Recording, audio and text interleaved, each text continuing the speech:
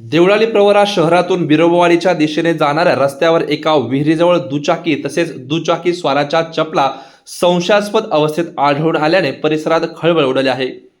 सदर घटना आज मंगळवारी सकाळी उघडकीस आली आहे।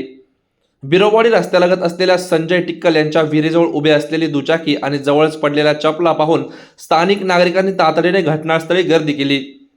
दुचाकीस्वार अचानक बेपत्ता झाल्याने तो विहिरीत पडला की काय अशी शक्यता व्यक्त केली जात आहे। मात्र अद्याप याबाबत कोणतीही अधिकृत माहिती मिळाली नाही।